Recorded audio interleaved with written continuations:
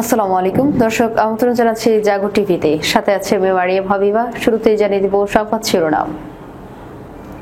ইরানের সপ্তাহব্যাপী হামলার প্রস্তুতি নিচ্ছে ইসরায়েল, মার্কিন গণমাধ্যম অ্যাক্সিওস। ইসরায়েলের বিরুদ্ধে পাল্টা বিশেষ ব্যবস্থা নেওয়ার হুমকি ইরানের। বাংলাদেশ, চীন, আফগানিস্তানকে নিয়ে জোট করতে চায় পাকিস্তান। হাইপারসনিক ক্ষেপণাস্ত্র ধ্বংস করতে সক্ষম জাপানের রেলগান।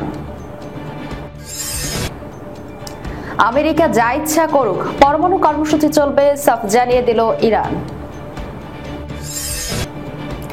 পাকিস্তানের প্রতি তুরস্কের সমর্থন, ভারতের কড়া বার্তা।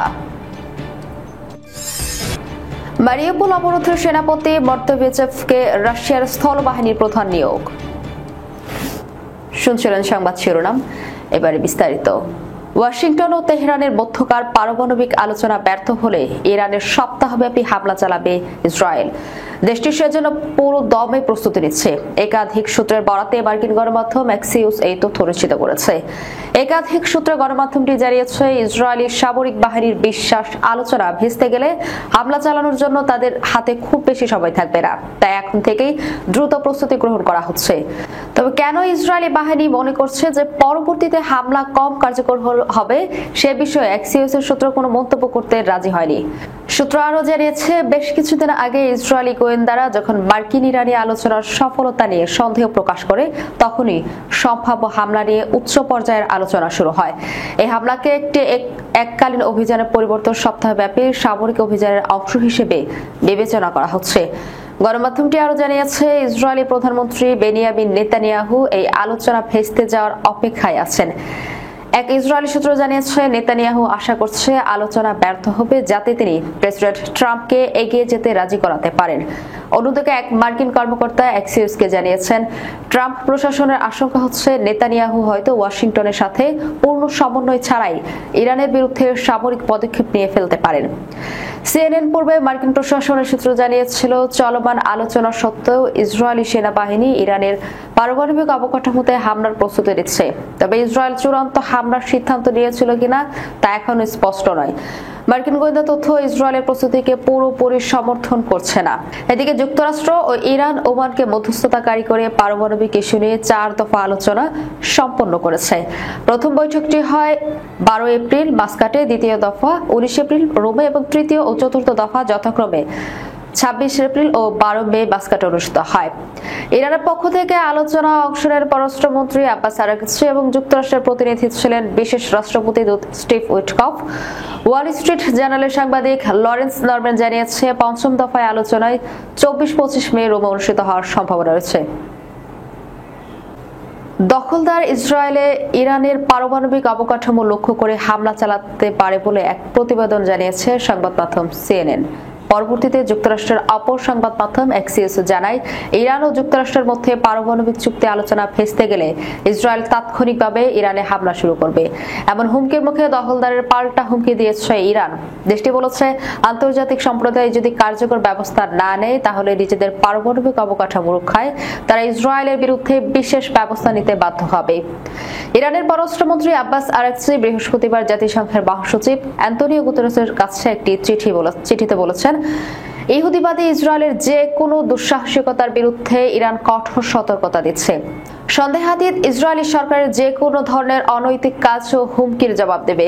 ইসরায়েলি হামলার বিরুদ্ধে কার্যকর ব্যবস্থা নিতে আমরা আন্তর্জাতিক সম্প্রদায়কে আহ্বান জানাচ্ছি।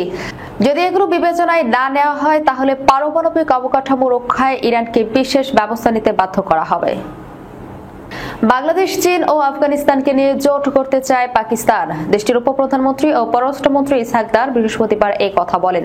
তিনি বলেন, এই 3টি দেশকে নিয়ে জোট গঠনে পাকিস্তানের অবশ্যই এগিয়ে যাওয়া উচিত। এদিন আল পাকিস্তান চেম্বার্স প্রেসিডেন্টস সম্মেলন উপস্থিত হন ইসহাক দার।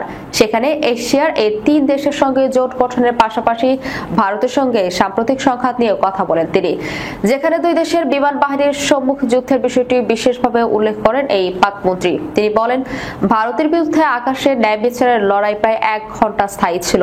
এর আগে এ ধরনের লড়াইয়ের ব্যাপ্তি ছিল 30 মিনিট, যার নতুন রেকর্ড। ইসাক বলেন, অনেক বছর ধরে দাবি করা হচ্ছিল পাকিস্তান গুরুত্বপূর্ণ কোনো দেশ নয় এবং সবাইকে ধারণা দেওয়া হচ্ছিল ভারত শক্তিশালী দেশ। বিশ্ববাসী তা দেখছিল, কিন্তু নতুন ধরনের কিছু হয়নি। বিশ্ব পাকিস্তানকে দেখছে। পাকিস্তানের উপপ্রধানমন্ত্রী আরো বলেন, পাকিস্তান সব সময় শান্তির কথা বলে। পেহেলগামে যে হামলা হয়েছে প্রমাণ ছাড়া সেটির দায় পাকিস্তানকে দিয়েছে ভারত। এরপর পাকিস্তানের বিরুদ্ধে একতরফা ব্যবস্থা নেওয়া শুরু করে তারা। পেহেলগাম হামলার পর ভারত সিন্ধু পানি চুক্তি স্থগিত করে তাদের কর্তৃত্ব দেখানোর জন্য। জবাবে পাকিস্তান নিজস্ব আকাশসীমা বন্ধ করে দেয়, যা পুরো বিশ্বের নজরে আসে। পাকমন্ত্রী বলেন, তারা কোনো ধরনের সংঘাত শুরু করতে চায় না, কিন্তু এবার ভারতের বিরুদ্ধে শক্তিশালী ব্যবস্থা নেওয়ার সিদ্ধান্ত হয়।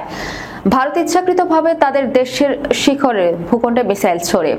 তারা এর দায় পাকিস্তানের উপর দিতে চেয়েছিল, কিন্তু ভারত যখন পাকিস্তানের শহরগুলো লক্ষ্য করে মিসাইল ছোড়া করে, পাকিস্তানের ধৈর্য ভেঙে যায়। তিনি আরো বলেন, অনেক দেশ পাকিস্তানকে সংযত থাকতে বলে, কিন্তু যখন আমাদের নূর খান বিমান ঘাঁটিতে যখন হামলা চালানো হয়, তখন জবাব দেওয়া ছাড়া পাকিস্তানের আর কোনো উপায় ছিল না। এরপর 11 মে সকালে তাকে খবর দেওয়া হয় ভারত যুদ্ধবিরতি চায়, এমনটা বলে ইসাকদার। এছাড়া সম্প্রতি আফগানিস্তান ও চীনের উচ্চপদস্থ কর্মকর্তাদের সঙ্গে বৈঠক করেছেন বলেও জানান তিনি। জাপানে এই সপ্তাহে শুরু হয়েছে দেশের সবচেয়ে বড় প্রতিরক্ষা প্রদর্শনী। প্রথম দিনেই দর্শনার্থীদের নজর কেড়ে ভবিষ্যৎ প্রযুক্তির রেলগান নামক ও অত্যাধুনিক অস্ত্র। নির্মাতাদের আশা, এই অস্ত্র হাইপারসোনিক ক্ষেপণাস্ত্র ধ্বংসের সক্ষম হবে। এক ধরনের বিশেষ রেলপথ ধরে প্রচন্ড গতিতে গোলা ছুটতে গান পাউডারের বদলে এই রেল গানের ব্যবহার করা হয়েছে বৈদ্যুতিক চৌম্বকীয় শক্তি। এতে প্রচলিত বিস্ফোরকের প্রয়োজন নেই। গোলাটি শুধু গতিশক্তির জোরে ধ্বংস করে দিতে পারে শত্রুর জাহাজ, ড্রোন বা ব্যালিস্টিক ক্ষেপণাস্ত্র। যুক্তরাষ্ট্র, চীন, ফ্রান্স ও জার্মানি সহ আরো কয়েকটি দেশ এই প্রযুক্তি নিয়ে কাজ করছে। তবে গত বছর সমুদ্রপৃষ্ঠের রেলগান পরীক্ষামূলকভাবে নিক্ষেপের প্রথম দাবি করেছে জাপানের নৌবাহিনী। জাপানের প্রতিরক্ষা মন্ত্রণালয়ের অধীন সংস্থা acquisition technology and logistic agency এর এক কর্মকর্তা নাম প্রকাশ না করার শর্তে বলেন, রেলগান হলো ভবিষ্যতের অস্ত্র। এটি গোলে ছড়ে বিদ্যুৎ দিয়ে বারুদ ছাড়াই। তিনি আরো বলেন, ভবিষ্যতে এমন হুমকি আসবে যেগুলো মোকাবেলায় রেলগান ছাড়া উপায় থাকবে না। 3 দিন ব্যাপী এই প্রদর্শনী শুরু হয়েছে। প্রদর্শনীটির পেছনে রয়েছে জাপানের নতুন আক্রমণাত্মক প্রতিরক্ষা নীতির ছাপ, সঙ্গে রয়েছে বিদেশের সামরিক সরঞ্জাম রপ্তানির লক্ষ্য। এই আয়োজনে বিশেষভাবে নজর কাটছে অস্ট্রেলিয়ার নৌবাহিনীর জন্য যুদ্ধজাহাজ সরবরাহ সংক্রান্ত একটি চুক্তি। এই চুক্তির জন্য প্রতিদ্বন্দ্বিতায় রয়েছে জাপানের মিৎসুবিশি হেভি ইন্ডাস্ট্রি ও জার্মানির থাইসুনক্রুপ মেরিন সিস্টেমস। প্রজেক্ট C-3000 নামে পরিচিত কয়েক বিলিয়ন ডলারের এই চুক্তির আওতায় অস্ট্রেলিয়াকে মুগামি শ্রেণীর গ্রিফেট সরবরাহ করা হবে। জাপানি সংবাদ মাধ্যমের মতে এটি হবে জাপানের ইতিহাসে সবচেয়ে বড় সামরিক রপ্তানি চুক্তি। পরমাণু চুক্তি হোক বা না হোক, ইউরেনিয়াম সমৃদ্ধকরণ চলমান থাকবে বলে জানিয়েছে ইরান। পরমাণু ইস্যুতে যুক্তরাষ্ট্রের সঙ্গে 5ম দফায় পরোক্ষ আলোচনা সামনে রেখে কথা বলেছেন দেশটির পররাষ্ট্রমন্ত্রী আব্বাস আরাকচি। বার্তা সংস্থা রয়টার্সের এক প্রতিবেদন থেকে তথ্য জানা যায়। ইরানের পররাষ্ট্রমন্ত্রী আব্বাস আরাকচি বলেন, ইরান কখনো কূটনৈতিক পরিত্যাগ করেনি, কিন্তু কোনোভাবেই অতিরিক্ত দাবি মানা হবে না। এদিকে ইরানের পার্লামেন্টও জানিয়েছে, কোনো চাপে নিজেদের পরমাণু অধিকার ছাড়বে না তেহরান। এমন অবস্থায় পরমাণু ইস্যুতে আলোচনা কতটা সফল হবে তা নিয়ে সংশয় দেখা দিয়েছে। শুক্রবার ইতালির রোমে পরমাণু ইস্যু নিয়ে পরবর্তী ধাপের আলোচনা হওয়ার কথা রয়েছে। পরমাণু কর্মসূচি নিয়ে তেহরান, ওয়াশিংটন বেশ কয়েকবার পরোক্ষ আলোচনা করলেও এখন পর্যন্ত কোনো চূড়ান্ত সিদ্ধান্ত আসেনি। ট্রাম্প প্রশাসনের কর্মকর্তা বলেছেন, ইরানকে ইউরেনিয়াম সমৃদ্ধকরণ শূন্যে নামিয়ে আনতে হবে। ইরান ও যুক্তরাষ্ট্রের মধ্যে ইসলামী প্রজাতন্ত্রের পারমাণবিক কর্মসূচি নিয়ে পরবর্তী দফার আলোচনা অনুষ্ঠিত হতে যাচ্ছে এই সপ্তাহেই রোমে। বুধবার এই তথ্য নিশ্চিত করেছে তেহরান ও মধ্যস্থতাকারী দেশ ওমান। এদিকে যুক্তরাষ্ট্রের প্রধান আলোচক স্টিভ উইটকফ 9 মে ডানপন্থী গণমাধ্যম ব্রেডভার্ট নিউজকে দেওয়া সাক্ষাৎকারে জানান, ইরানে আর কখনো ইউরেনিয়াম সমৃদ্ধকরণ কর্মসূচি থাকতে পারবে না। এটা আমাদের রেড লাইন। বর্তমানে ইরান 60% মাত্রায় ইউরেনিয়াম সমৃদ্ধ করছে, যা 2015 সালের চুক্তির নির্ধারিত 3.67% অনেক বেশি। তবে পারমাণবিক অস্ত্র তৈরির জন্য প্রয়োজনীয় 90% নিচে। 2018 সালে যুক্তরাষ্ট্র একতরফাভাবে চুক্তি থেকে সরে গিয়ে ইরানের তেল রপ্তানি ও ব্যাংকিং খাতে নিষেধাজ্ঞা পুনর্বহাল করে। পরের বছর থেকে ইরান চুক্তির আওতাধীন দায়িত্বগুলো পর্যায়ক্রমে কমাতে শুরু করে। সাম্প্রতিক জম্মু ও কাশ্মীরের পেহেলগামে হামলার ঘটনার পরিপ্রেক্ষিতে ভারত পাকিস্তানের মধ্যে উত্তেজনাকর পরিস্থিতিতে ইসলামাবাদকে সমর্থন জানায় তুরস্ক। এতে আঙ্কারা ও নয়াদিল্লির মধ্যে সম্পর্কের অবনতি ঘটে। এই প্রসঙ্গে সাপ্তাহিক সাংবাদিক সম্মেলনে কথা বলেছেন ভারতের পররাষ্ট্র মন্ত্রণালয়ের মুখপাত্র রণধীর জয়সওয়াল। তিনি বলেন, যে কোনো দ্বিপাক্ষিক সম্পর্ক তৈরি হয় পরস্পরের সমস্যাগুলো উপলব্ধি করার মাধ্যমে। ভারত তুরস্কের সম্পর্ক দুই দেশের মধ্যে পারস্পরিক শ্রদ্ধা এবং একে অপরের উদ্বেগের প্রতি সংবেদনশীলতার উপর নির্মিত। ভারত আশা করে তুরস্ক পাকিস্তানকে সীমান্তবর্তী সন্ত্রাসবাদ সমর্থন বন্ধ করার এবং কয়েক দশক ধরে যে সন্ত্রাসী বাস্তুতন্ত্রকে আশ্রয় দিয়ে আসছে তার বিরুদ্ধে বিশ্বাসযোগ্য এবং যাচাইযোগ্য পদক্ষেপ নেওয়ার জন্য জোরালোভাবে অনুরোধ করবে। এদিন চীন নিয়েও কথা বলেন রণধীর।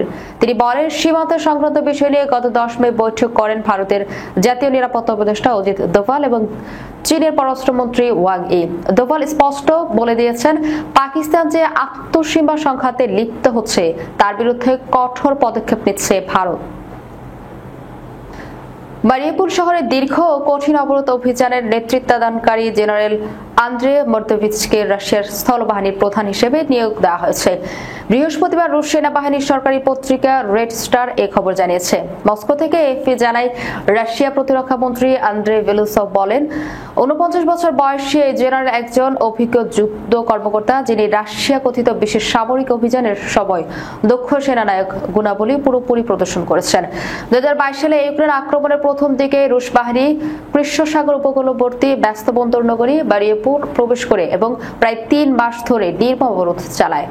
মানবাধিকার সংগঠন হিউম্যান রাইটস ওয়াচের তথ্য মতে এতে প্রায় 8,000 মানুষ প্রাণ হারায়।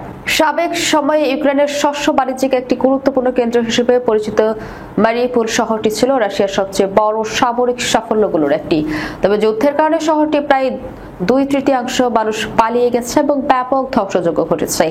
ইউক্রেনের এসবিও নিরাপত্তা সংস্থা মর্দোভিচকে আজভস্তান ইস্পাত কারখানায় অবরোধ অভিযানের মূল পরিকল্পনাকারী হিসেবে দায়ী করেছে। এই কারখানাটি আজব ব্রিগেডের নিয়ন্ত্রণে ছিল, যাদের সঙ্গে ডানপন্থী জাতীয়তাবাদী গোষ্ঠীর সম্পর্ক রয়েছে। এই কারখানায় ছিল শহরের শেষ প্রতিরোধ স্থল। ইউক্রেন মর্দোভিচকে একজন যুদ্ধাপরাধী হিসেবে বিবেচনা করে এবং তাকে ইউক্রেনীয় বেসামরিক নাগরিক ও সেনাদের উপর নৃশংসতার নির্দেশনা অভিযুক্ত করেছে। দর্শক, যাওয়ার আগে শিরোনামগুলো জানিয়ে দিব আরো একবার। ইরানের সপ্তাহব্যাপী হামলার প্রস্তুতি নিচ্ছে ইসরায়েল, মার্কিন গণমাধ্যম অ্যাক্সিওস। ইসরায়েলের বিরুদ্ধে পাল্টা বিশেষ ব্যবস্থা নেওয়ার হুমকি ইরানের। বাংলাদেশ, চীন, আফগানিস্তানকে নিয়ে জোট করতে চায় পাকিস্তান। হাইপারসনিক ক্ষেপণাস্ত্র ধ্বংস করতে সক্ষম জাপানের রেলগান। আমেরিকা যা ইচ্ছা করুক, পরমাণু কর্মসূচি চলবে, সাফ জানিয়ে দিল ইরান। পাকিস্তানের প্রতি তুরস্কের সমর্থন, ভারতের কড়া বার্তা। মারিউপোল অবরোধের সেনাপতি মর্দোভিচকে রাশিয়ার স্থলবাহিনীর প্রধান নিয়োগ। এই ছিল এখনকার মতো। পরবর্তী সংবাদ দেখার আমন্ত্রণ রইল।